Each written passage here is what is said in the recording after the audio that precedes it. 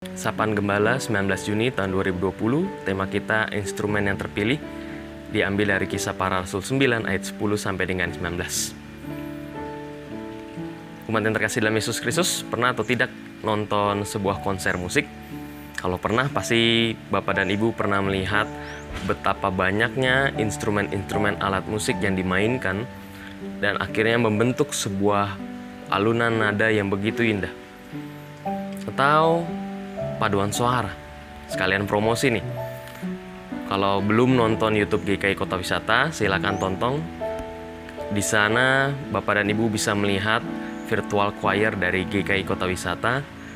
Nah, kalau lihat di sana, betapa banyaknya orang-orang yang dengan keunikannya masing-masing mempunyai suara yang begitu indah dan dipadukan akhirnya membentuk lagu yang begitu indah.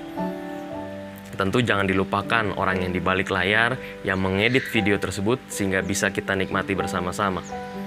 Nah, umat yang terkasih dalam Yesus Kristus, bahwa kalau kita melihat setiap orang mempunyai keunikannya masing-masing, kita adalah layaknya instrumen yang terpilih, yang dipilih karena keunikannya untuk membentuk alunan nada yang indah. Nah, sama seperti Paulus.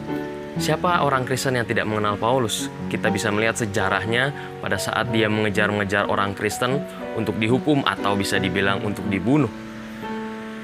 Saulus atau Paulus begitu benci akan orang Kristen.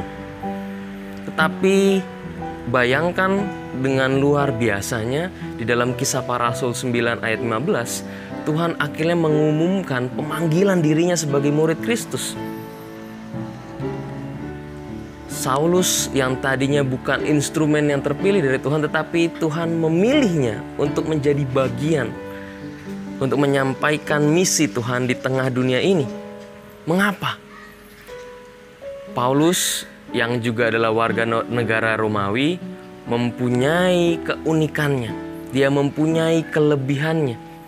Dia bisa berbahasa Yunani, Aram, dan Ibrani. Dan Yunani pada saat itu menjadi lingua franca pada saat di dalam kerajaan Romawi, kekaisaran Romawi. Pada saat Paulus bisa memberikan kelebihannya, yang salah satunya adalah kepintarannya, keunikannya sebagai instrumen yang terpilih, akhirnya dipilih oleh Tuhan untuk menyampaikan kabar keselamatan, kabar kebaikan kepada bangsa-bangsa lain. Umat yang terkasih dalam Yesus Kristus, setiap manusia diciptakan Tuhan dengan maksud dan tujuan yang baik. Tuhan telah membentuk kita dengan keunikannya masing-masing. Setiap keunikan diinginkan oleh Tuhan agar kita bisa menggunakannya untuk kebaikan, untuk kedamaian di dalam kehidupan kita. Dan kita adalah instrumen yang terpilih dari Tuhan.